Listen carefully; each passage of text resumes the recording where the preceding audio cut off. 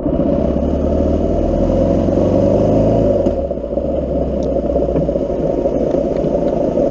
petit tour rue Gambetta.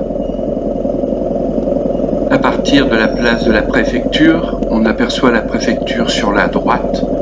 Apparemment, vu les camions, il doit encore y avoir des travaux. C'est toujours très encombré. Et comme je n'avais pas conduit la Yamaha depuis un certain temps, je ne m'amuse pas à remonter d'emblée toutes les files de voitures et zigzaguer, le temps que je la reprenne bien en main. Là, c'est quand même beaucoup plus pratique de remonter la file de voitures. Autrement, j'en aurais pour 3 plombes. Ça y est, on entre rue Gambetta.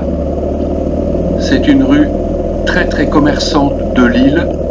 La plupart des magasins sont d'ailleurs ouverts le dimanche matin. Et comme d'hab, beaucoup de circulation, beaucoup de piétons et des camions qui stationnent en double file pour pouvoir approvisionner les magasins. Hop, voilà le premier. On est sympa quand même avec les voitures en les laissant passer.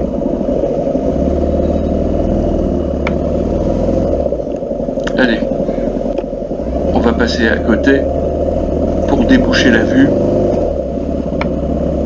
Et hop, et on s'arrête avant le sas à vélo.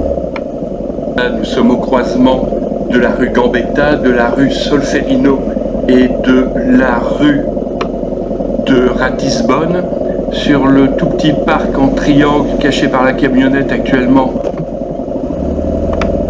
Se trouve la statue d'Henri Gesquière qui fut député du Nord à la fin du 19e et au début du 20e. On poursuit rue Gambetta, qui était une rue excessivement commerçante, qui l'est toujours, mais le cachet des magasins et la diversité a diminué. C'est une rue qui est toujours très animée, surtout les jours de marché, notamment le mardi, le jeudi et surtout le dimanche. C'est en plein cœur de Oisem. L'acteur Philippe Noiret y est né.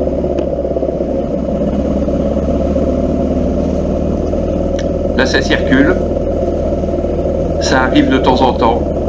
Pas de camionnette de livraison, pas de camion, pas de voiture en double stationnement. Mais 50 à l'heure. Et encore, je pense que je suis plutôt à 30 à l'heure pour éviter les piétons, les trottinettes et les vélos.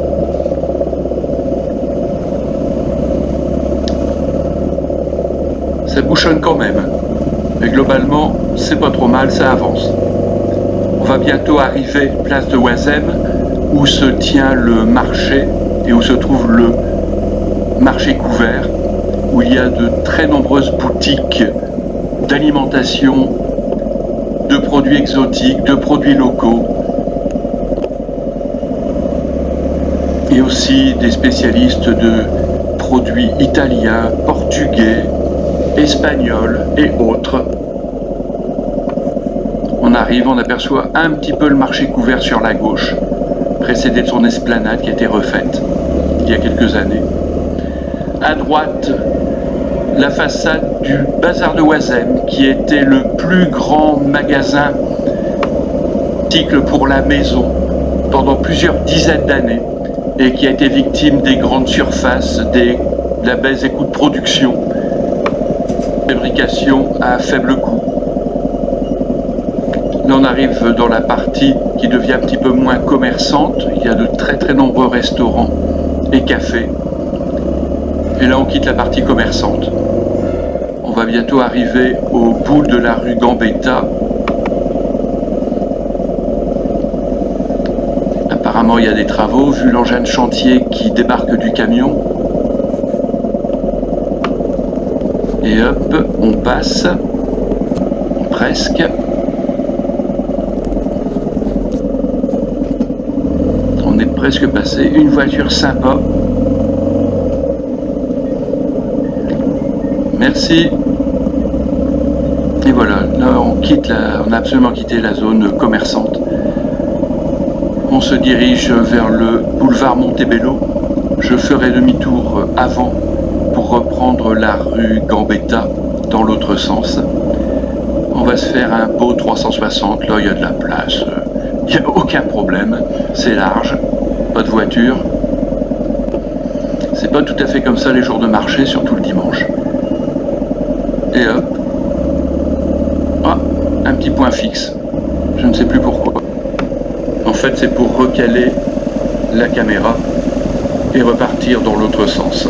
Alors, à tout de suite pour la rue Gambetta, dans l'autre sens de la périphérie vers la préfecture.